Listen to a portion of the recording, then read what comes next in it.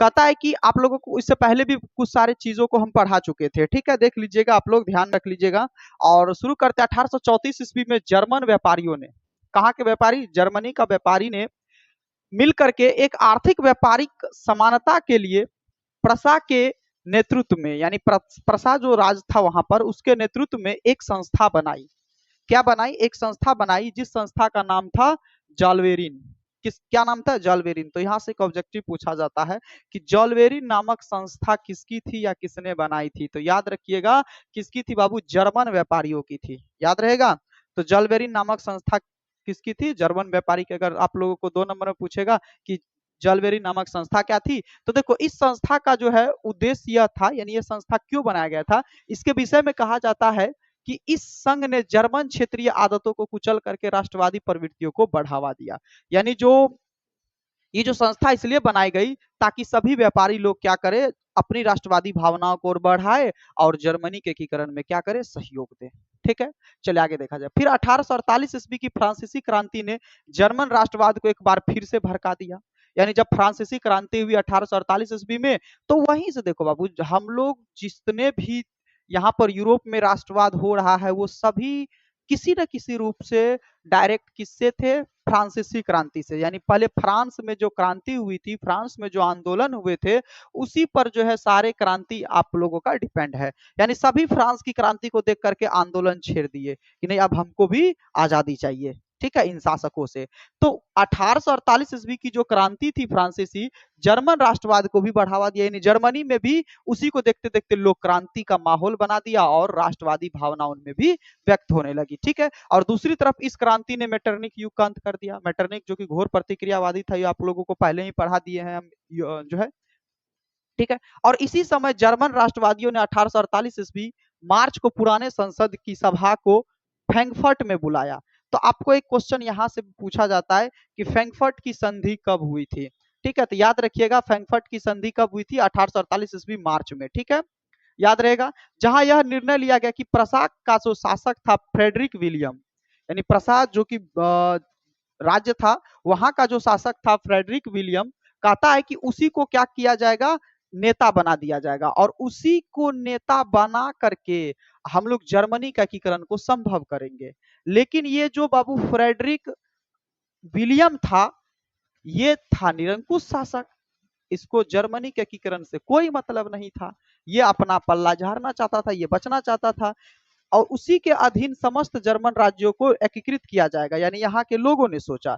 ठीक है, साथ ही लोकतांत्रिक वैधानिक राजतंत्र के शासन सिद्धांत को अपनाया जाएगा। यानी जो लोकतांत्रिक शासन होता है, वैधानिक शासन होता है, ये किसके नेतृत्व में अपनाया जाएगा, तो फ्रेडरिक विलियम के नेतृत्व में अपनाया जाएगा। लेकिन फ्रेडरिक विलियम जो है इसमें इंटरेस्ट ही नहीं ले रहे थे। देखिए क्या कहता है, लेकिन फ्रेडरिक विलियम जो एक निरंकुश एवं रूढ़िवादी विचार का शासक था, यानी यह उनको जर्मनी के एकीकरण से इनको कोई मतलब नहीं था। ठीक है, यह रूढ़िवादी विचार का शासक था, उसने इस व्यवस्था को मानने से इनकार कर दिया, कहा कि हम शासक ना बनेंगे, हम नेता नहीं बनेंगे, हमको जर्मनी के एकीकरण से कोई मतलब नहीं है। चलिए आगे देखा जाए। क्योंकि वह स्पष्ट रूप से ऑस्ट्रेलियाई है ना, ऑस्ट्रियाई संघर्ष से बचना चाहता था। यानी जो ऑस्ट्रिया का कब्जा था बाबू जर्मनी पर भी, चूंकि ऑस्ट्रिया शक्तिशाली देश थे, तो ऑस्ट्रिया से युद्ध नहीं करने के लिए, मतलब जब युद्ध होता तो इसको भी प्रॉब्लम होता, तो वो युद्ध से बचना चाहता था। कौन, है ना, फ्रेडरिक विलियम। ठीक है, इस कारण जर्मन राज्यों में विद्रोह की स्थिति पैदा हो गई। अब जो जर्मनी का राज्य था, कहा कि आपको हम नेता बना रहे हैं, आप नेता नहीं बन रहे, आप शासक हैं, क्यों नहीं लड़िएगा, क्यों नहीं आप जो है जर्मनी का एकीकरण सोचिएगा। तो यहाँ की जनता में विद्रोह हो गया। ठीक है, जिसे ऑस्ट्रिया और प्रसा ने मिल करके दबा दिया। तो प्रसा का शासक कौन था, वही विलियम, फ्रेडरिक विलियम, और ऑस्ट्रिया तो कब्जा कर लेता, ये दोनों मिल करके वहां के जनता को कूट काट करके विद्रोह करेगा, दबा दिया यहाँ पर। ठीक है, यहाँ तक समझ में आ गया। चलिए, प्रसा अब समझ चुका था कि जर्मनी का एकीकरण उसी के नेतृत्व में हो सकता है। यानी प्रसा के जो लोग थे, प्रसा के जो जनता थे, वो समझ चुके थे कि अब जर्मनी का नेतृत्व अब हम लोग को ही करना होगा, कोई नेता फेता को चुनने का जरूरत नहीं है। इसलिए उसने अपनी सैन्य शक्ति बढ़ानी शुरू की, यानी जितने भी सेना थे सबको जो है तैयार करना शुरू किया। और इसी बीच फ्रेडरिक का भी देहांत हो गया, यानी जो फ्रेडरिक विलियम था वो बेचारा मर गया। अब उसका भाई गद्दी पे आता है। इस प्रसा की गद्दी पर अब कौन आता है, उसका भाई विलियम आता है जो प्रसा का शासक बना। तो विलियम ने एकीकरण के उद्देश्यों को ध्यान में रखकर महान कूटनीतिज्ञ बिस्मार्क को अपना चांसलर नियुक्त किया। ठीक है, यानी जो विलियम था, जो कि फ्रेडरिक विलियम के देहांत के बाद जो उसका भाई प्रसा का शासक बना, वो थोड़ा ठीक ठाक प्रवृत्ति का था, वो जो है चाहता था कि जर्मनी का एकीकरण हो, तो इसलिए उन्होंने जो है बिस्मार्क को अपना क्या नियुक्त किया, चांसलर नियुक्त किया। ठीक है, बातें समझ में आ रहा है?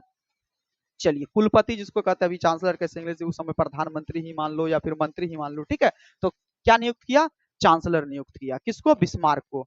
तो चलिए अब बिस्मार्क के बारे में जानते हैं कि बिस्मार्क किस तरह से जर्मनी के एकीकरण में अपना योगदान देता है। चलिए बिस्मार्क के बारे में हम लोग समझ लेते हैं। बिस्मार्क जो जर्मनी डायट, देखो जर्मनी की संसद सभा को क्या कहा जाता था, डायट कहा जाता था, याद रखिएगा आप लोग, जर्मनी के संसद सभा को क्या कहा जाता है, डायट। ठीक है, तो बिस्मार्क जो जर्मन डायट में प्रसा का प्रतिनिधित्व हुआ करता था, यानी जो प्रसा का जो चांसलर था, वो अभी तो तुरंत बताएं विलियम ने ही उसे चांसलर बनाया, प्रतिनिधि हुआ करता था, प्रारंभ से हीगेल के विचारों का समर्थक था। अगर आपको क्वेश्चन पूछेगा कि जो बिस्मार्क है वो किसके विचारों का समर्थक था या किसके विचारों से प्रभावित था, तो याद रखिएगा हीगेल। ठीक है, हीगेल के विचारों से प्रभावित था और जर्मन संसद यानी जर्मनी का जो संसद है में अपनी सफल कूटनीतिज्ञ का लगातार परिचय देता रहा, यानी वो कूटनीतिज्ञ थे। कूटनीतिज्ञ का मतलब हो गया राजनीतिक तो था ही, कूटनीतिक यानी चालबाज में भी आगे था। ठीक है, चलिए आगे देखा जाए। वह निरंकुश राजतंत्र का समर्थन करते थे, यानी जो निरंकुश था राजा, यानी जो प्रजा की ठीक ठाक से भलाई नहीं करता था, वो उसमें भी वो विश्वास करते थे। ठीक है, जर्मनी के एकीकरण के प्रयास में जुट गया, यानी और साथ ही साथ जो जर्मनी के एकीकरण में मतलब सोच रहा था कि जर्मनी के जितने भी राज्य हैं, क्योंकि आपको बता देते कि जर्मनी लगभग 300 छोटे बड़े राज्यों में विभक्त था, शुरू में ही पढ़ाए थे, तो ये 300 राज्यों को क्या करने का प्रयास किया, मिलाने का प्रयास करने लगा। ठीक है, उसकी कूटनीतिज्ञ सफलता थी कि चाहे उदारवादी राष्ट्रवादी हो या कट्टरवादी राष्ट्रवादी, सभी उसे अपने विचारों का समर्थन मानते थे। यानी वह इतना अच्छा कूटनीतिज्ञ था, इतना अच्छा राजनीतिज्ञ था कि जितने भी लोग थे कोई उससे नफरत नहीं करते थे, सब उसको अपना क्या करते थे, विचारों का समर्थन मानते थे। ठीक है, आप देखिएगा अच्छा आदमी अगर रहता है ना, तो अगर वो पढ़ा लिखा ज्ञानवान रहता ना, तो थोड़ा खड़ा भी रहता ना, तभी लोग उसको मानते हैं। तो वही बात है, ये इतने कूटनीतिज्ञ थे और राजनीतिज्ञ थे कि लोग जो है उस अपने विचारों का समर्थक उसी को मानते थे। किसको बाबू, बिस्मार्क को। ठीक है, चलिए आगे देखा जाए। बिस्मार्क जर्मनी एकीकरण के लिए सैन्य शक्ति के महत्व को समझता था, यानी बिस्मार्क जानता था कि जर्मनी का एकीकरण मुंह से नहीं हो सकता है, लिखित में नहीं हो सकता है, कोई भी चीजों को एक करने के लिए सेना की जरूरत होगी, मारपीट की जरूरत होगी ही। बात समझ में आ रहा, बिना मारपीट का सुधरने वाला कोई है ही नहीं, है कि नहीं। तो वो समझता था कि सैन्य शक्ति जरूरी है, तो इसलिए इन्होंने जो है, इसलिए इसके लिए उन्होंने रक्त और लौह नीति का अवलंबन किया था। ये वाला बाबू क्वेश्चन पूछा जाता है कि रक्त और लौह नीति का अवलंबन किसने किया था, तो बिस्मार्क ने किया था, याद रहेगा। क्वेश्चन 1 नंबर में ऑब्जेक्टिव में पूछे जाएगा कि रक्त और लौह नीति का अवलंबन किसने किया था, बिस्मार्क ने किया था। ठीक है, चलिए यहां तक समझ में आ गया। यानी बिस्मार्क समझता था कि जर्मनी का एकीकरण करना है तो हमको सेना पे ध्यान देना होगा, इसलिए उन्होंने सेना को तैयार करना शुरू किया और एक नीति का अवलंबन किया, जिस नीति का नाम था रक्त और लौह नीति का अवलंबन। ठीक है, इसका तात्पर्य था कि सेना सैन्य उपायों से ही जर्मनी का एकीकरण संभव था और उसने अपने देश के अनिवार्य सैन्य सेवा भी लागू कर दी। यानी बिस्मार्क जानता था कि सेना से ही एकीकरण संभव है, इसलिए उन्होंने देश में अनिवार्य सैन्य सेवा लागू कर दी, यानी सभी को सेना में भर्ती होना है। ठीक है, जो भी 18 साल 19 साल हो गया है युवा, उसको सेना में भर्ती होना है, सेना में सेवा देना है। ठीक है, तो ये उन्होंने लागू कर दिया। तो समझ में आ गया, रक्त और लौह नीति का अवलंबन किसने दिया था, चलिए तो बिस्मार्क ने दिया था। क्लियर है बाबू, आगे देखा जाए। आप देख सकते हैं यही है बिस्मार्क, आपके बुक में भी फोटो होगा इसका, बिस्मार्क का। ठीक है बाबू, यही थे प्रसा का चांसलर, याद रहेगा। इन्होंने ही रक्त एवं लौह नीति का अवलंबन किया था, सैन्य शक्ति को बढ़ावा दिया था। ये जानते थे कि अगर जर्मनी का एकीकरण करना है तो सैन्य शक्ति को बढ़ावा देना होगा। ठीक है, यहाँ तक क्लियर है बातें, आगे देखा जाए। बिस्मार्क की नीति के अंतर्गत, यानी बिस्मार्क का जो नीति था, देखो हर किसी का अपना एक चलने का या अपना कोई चीज को चलाने का एक सिस्टम होता है, नीति होता है, यस या नो। कोई भी कंपनी चलती है तो रूल रेगुलेशन से चलती है, नीति से चलती है। तो इसका भी एक अलग नीति था। इसके अंतर्गत ऑस्ट्रिया से युद्ध करना असंभव था, ये जानता था कि ऑस्ट्रिया शक्तिशाली देश है, इससे युद्ध नहीं कर पाएंगे, युद्ध करेंगे तो अभी हमारा अभी राज्य भी पूरा नहीं हुआ, मारा चला जाएंगे। तो जानता था, परंतु वह ऑस्ट्रिया को आक्रमणकारी साबित करना चाहता था। लेकिन वह ये मतलब इतना कूटनीतिज्ञ था कि बिना युद्ध करे उसको क्या किया जाता था, बदनाम करना चाहता था। आप देखेंगे समाज में कोई कोई ऐसे व्यक्ति होते हैं जो मतलब उससे जीत नहीं पाएगा, तो वो नहीं, जब बराबरी नहीं कर सको तो बुराई शुरू कर दो। तो वही बात है। हाँ, ये जानता था कि ऑस्ट्रिया से युद्ध करना संभव नहीं है, तो इन्होंने क्या किया, उसको आक्रमणकारी साबित करना चाहा, मतलब अपने कूटनीति से, अपना दिमाग से, ठीक है।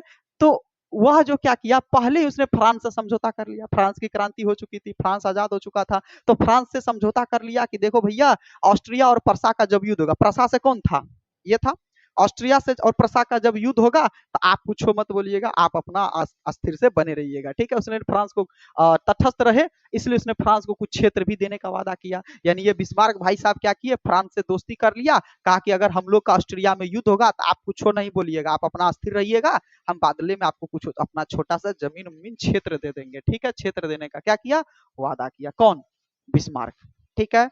किस लिए, तो बाबू जर्मनी का एकीकरण के लिए, याद रहेगा। आगे देखा जाए, बिस्मार्क ने इटली के भी शासक विक्टर, अब आपको पढ़ा इससे पहले कि इटली का एकीकरण संभव हो चुका था, तो इटली का भी जो मतलब इटली भी आजाद मतलब एक हो चुका था, इटली भी शक्तिशाली देश हो चुका था। तो इटली के भी जो शासक थे विक्टर एमानुअल, आपको बताए थे, इटली के जो शासक है विक्टर एमानुअल, उससे भी मिल गया, ये जाकर के संधि स्वीकार कर ली, और उसको भी कहा कि जो है ऑस्ट्रिया प्रसा युद्ध में इटली ऑस्ट्रेलियाई क्षेत्र पर आक्रमण कर देगा। यानी कहा कि देखो भैया, इटली आप आजाद है, तो हमारे और ऑस्ट्रिया के बीच जो युद्ध होगा तो आप ऑस्ट्रिया वाले के तरफ मतलब जाकर के हमारे तरफ से उसमें आक्रमण कर दीजिएगा। दोनों तरफ से ये हाथ मिला लिया, कौन, बिस्मार्क। अब बच गया कौन, अकेला, ऑस्ट्रिया। अब ऑस्ट्रिया को इस बात का पता चल गया कि जो है इटली हम पे आक्रमण करने वाला है। अब वो अपना अपमान का बदला लेने के लिए देखो क्या करता है, ठीक है।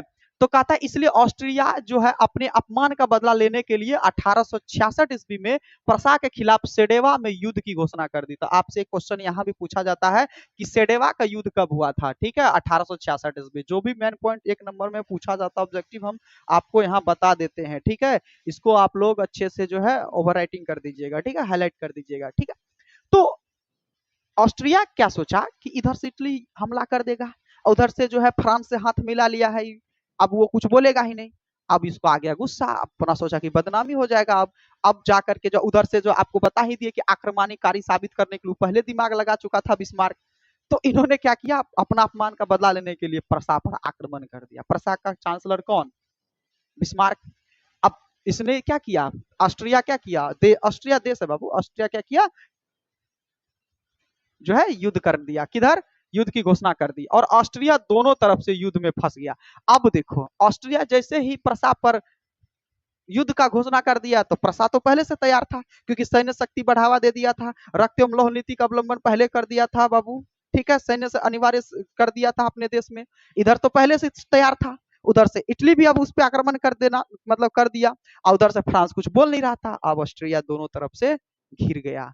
अब बेचारा क्या करता, मारा जाता है यहाँ पर, तो दोनों तरफ से फंसकर बुरी तरह से पराजित हो गया। इस तरह से ऑस्ट्रिया का जर्मन क्षेत्र पर से प्रभाव समाप्त हो गया। यानी जो ऑस्ट्रिया जर्मनी के जो राज्यों पर जो प्रभाव जमा करके रखा था, वहां से उसका प्रभाव समाप्त हो गया, और इस तरह जर्मनी एकीकरण का 2/3 कार्य पूरा हो गया। और फिर कुछ कुछ ऐसे और ऐसे घटनाएं थे जिससे पूरा जर्मनी का एकीकरण संभव हो पाया। तो इतना मुख्य बातें थी जो आपके बुक में भी था, और हम आपको बता दिए कि जर्मनी के एकीकरण में क्या क्या समस्याएं थी।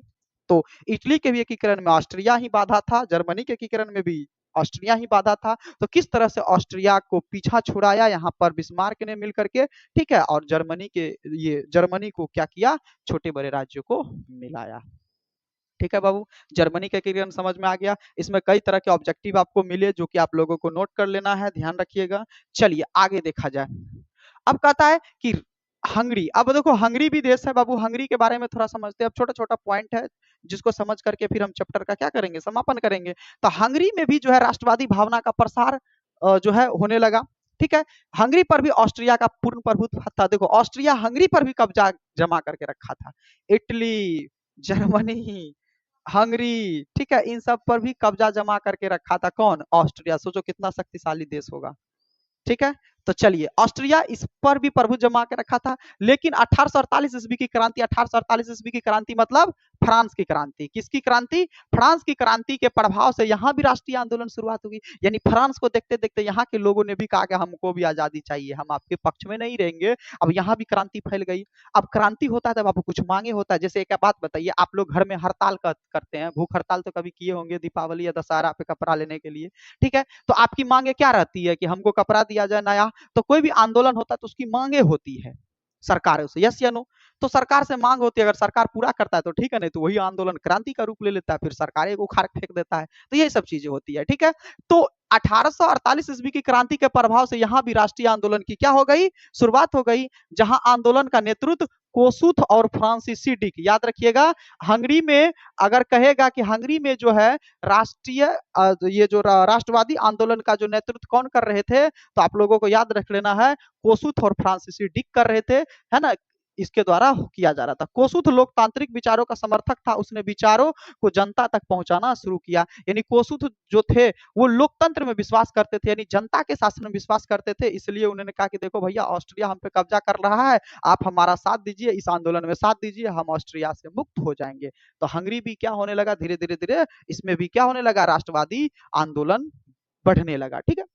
कोसुथ ने ऑस्ट्रियाई अधिपत्य का विरोध करना शुरू किया। यानी जो कोसुथ थे, जो ऑस्ट्रिया का अधिकार था हंगरी पर, उसका क्या करना शुरू कर दिया, विरोध करना शुरू किया, ठीक है? और व्यवस्था में बदलाव की मांग करने लगे। यानी जो ये जो व्यवस्थाएं हैं इसमें बदलाव किया जाए, आंदोलन इसीलिए चल रहा था। तो इसका प्रभाव हंगरी तथा ऑस्ट्रिया दोनों देश की जनता पर पड़ा। तो जो ऑस्ट्रिया के जो जनता थी उस पर भी प्रभाव पड़ा, और जो हंगरी का जो जनता था वो लोग भी आंदोलन में शामिल हो गए, तो दोनों पर प्रभाव पड़ा, ठीक है? जिनके कारण जो है यहाँ राष्ट्रीयता के पक्ष में आंदोलन शुरू हो गए। यानी सब लोग आंदोलन करना शुरू कर दिए, कहां पर? हंगरी में, ठीक है? तो चलिए, हंगरी में किसका प्रभुत्व था बाबू? ऑस्ट्रिया देश का था। हंगरी से जो है क्रांति कौन कर रहे थे, राष्ट्रवादी क्रांति? तो कोसुत और फ्रांसीसी डिक, याद रखिएगा। तो इन्होंने आंदोलन किया, आंदोलन करने के कारण जो है ऑस्ट्रिया को समझौता करना पड़ा। चलिए वही चीजों को हम लोग देखते हैं। तो अंततः 31 मार्च 1848 ईस्वी को ऑस्ट्रिया की सरकार ने हंगरी की कई बातों को मान ली, और जिसके अनुसार स्वतंत्र मंत्री परिषद की स्वीकार की गई। कहा कि ठीक है, आप लोग भी अपना मंत्री बना लीजिए, आप लोग भी अपना सरकार बना लीजिए। और अंततः हंगरी भी एक छोटा सा देश था, तो हंगरी में भी ऑस्ट्रिया का प्रसार समाप्त तो नहीं हुआ, लेकिन वहां भी सरकार बनाने की अनुमति मिल गई, यानी लोकतंत्र की अनुमति मिल गई, ठीक है? तो हंगरी किस तरह से आजाद हुआ, समझ में आ गया? चलिए अब समझते हैं हम लोग पोलैंड। देखो 2-3 लाइन ही दिया है आपके भी बुक में, इतने ठो है। तो चलिए पोलैंड के बारे में समझ लेते हैं। पोलैंड भी देश था बाबू, ठीक है? देश है बाबू, ठीक है? तो पोलैंड के बारे में समझते हैं। पोलैंड में भी राष्ट्रवादी भावना के कारण रूसी शासन के विद्रोह ये जो है विद्रोह शुरू हो गया। अब पोलैंड पर किसका कब्जा था? रूस का था, याद रखिएगा। किसका कब्जा था? रूस का था। तो इस देखा कि पोलैंड की, इटली एक हो गया, जर्मनी एक हो गया, हंगरी आजाद हो गया, फ्रांस आजाद हो गया। कैसे? तो राष्ट्रवादी आंदोलन हुआ सरकार के खिलाफ, जो उस पर कब्जा करके रखा था, उपनिवेश बना के रखा था, गुलाम बना के रखा था। यही सब देखते देखते ना हम लोग भी जो है 1947 ईस्वी में हम लोग को भी आजादी मिली है अंग्रेजों से। तो कहा कि अब हम भी आजाद होंगे, अब हम भी किसी के कंट्रोल में नहीं रहेंगे। पोलैंड में भी क्या हो गया?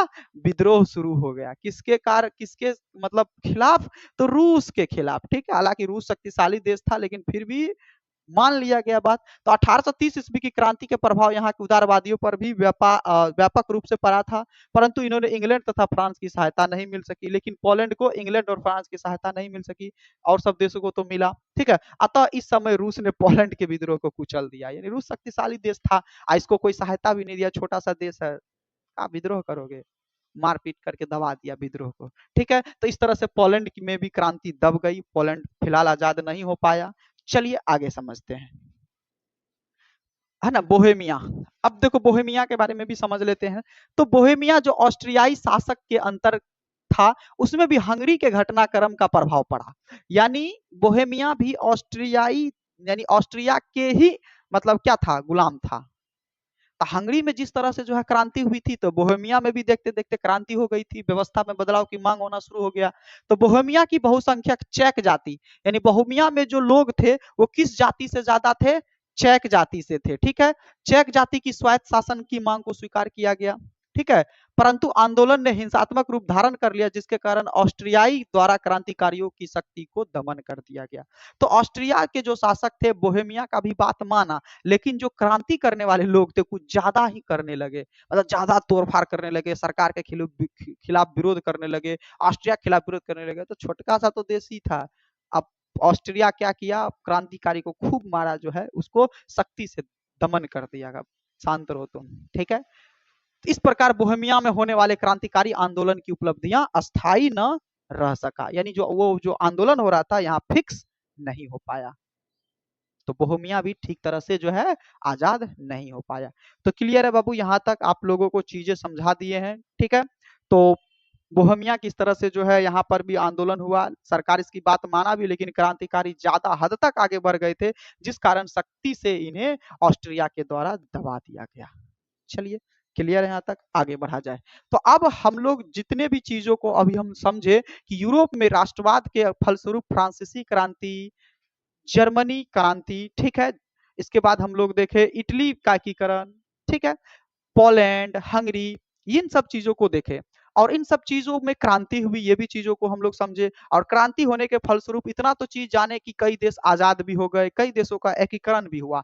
तो वही चीजों को हम लोग समझेंगे कि यूरोप में जब राष्ट्रवाद हुआ तो उसका परिणाम क्या निकलता है। कोई भी चीजें आप लोग करते तो उसका कुछ ना कुछ रिजल्ट मिलता है, ठीक है, हाँ या ना। आप लोग भी पढ़ रहे हैं तो आप लोग एग्जाम दीजिएगा तो रिजल्ट मिलेगा। तो जब क्रांति हुई पूरे यूरोप में तो इसका क्या परिणाम मिला, दूसरे देशों पर क्या प्रभाव पड़ा, इन चीजों को समझेंगे। ये आपको पूछा जाएगा कि यूरोप में राष्ट्रवाद के क्रांति के क्या परिणाम हुए। तो चलिए परिणाम को समझते हैं, इसका क्या रिजल्ट मिला। तो पहला बात तो हम यह कह सकते हैं कि सर जब यूरोप में राष्ट्रवाद हुआ तो धीरे धीरे धीरे सभी देश क्या हो गए, उपनिवेशिक देशों से आजाद हो गए। यानी जो देश उसको गुलाम बना करके रखा था, कब्जा करके रखा था, वो देश आजाद हो गया। यस या नो, ये तो पहला देखने को मिला। साथ ही साथ उनको देखते हुए धीरे धीरे देश दुनिया के लगभग देशों में क्या हो गया, क्रांति आ गया। किस कारण, राष्ट्रवादी जो है राष्ट्र की भावना आ गया सब में, और सब देश आजाद हो गया, सब में लोकतांत्रिक शासन आ गया और राजा का शासन खत्म हो गया। ये सब चीजों को हम लोग देखें तो वही सब चीजों को यहाँ पर समझना है। चलिए, तो यूरोप में राष्ट्रीयता की भावना का विकास तो फ्रांसीसी क्रांति के ही गर्भ से आरंभ हुआ था।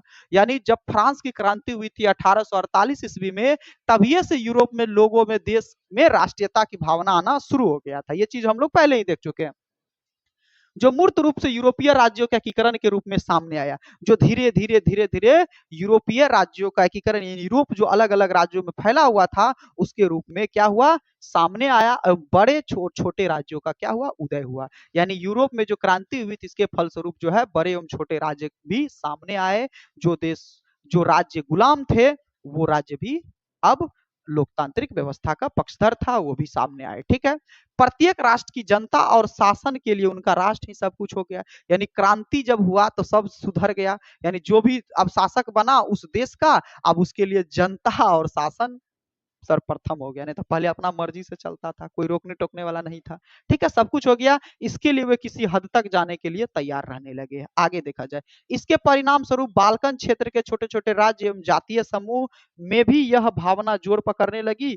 दूसरी तरफ अब देखो, जब क्रांति हुई थी तो बाल्कन समूह का जो छोटा छोटा राज्य था वो भी सामने आया। ठीक है, और वहां के जातीय समूह में भी यह जोर पकड़ने लगा, यानी राष्ट्रवादी भावना पनपने लगा।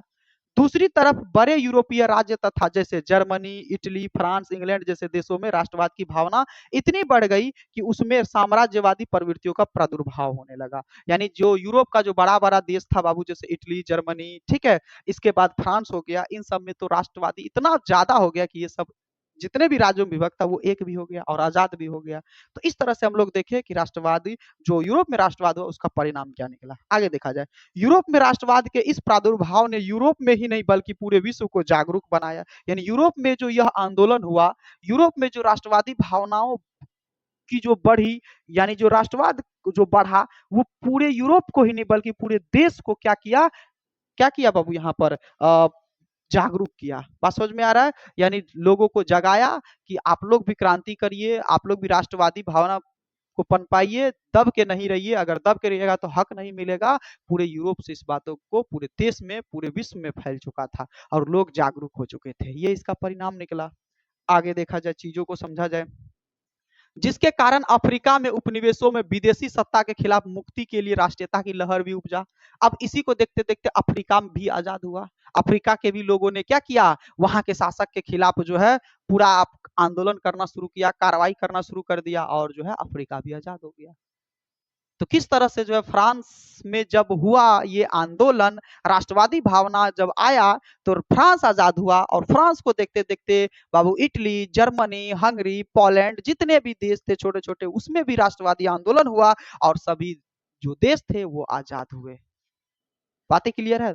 चलिए, अफ्रीका भी आजाद हो गया। मैसूर का आप देखो, हमारे ही भारत का एक घटना था मैसूर। मैसूर का जो शासक था वो था बाबू टीपू सुल्तान। ठीक है, टीपू सुल्तान ने 1789 ईस्वी की जो फ्रांसीसी क्रांति था, यानी फ्रांस से जो क्रांति से ये जो है ये भी इससे प्रभावित थे, यानी 1789 ईस्वी का फ्रांसीसी क्रांति से ये भी प्रभावित थे। ठीक है, इसी प्रभाव उसने जैकोबिन, है ना, जैकोबिन क्लब का स्थापना किया था। एक ऑब्जेक्टिव यहाँ से पूछा जाता है, जैकोबिन क्लब की स्थापना किसने किया था?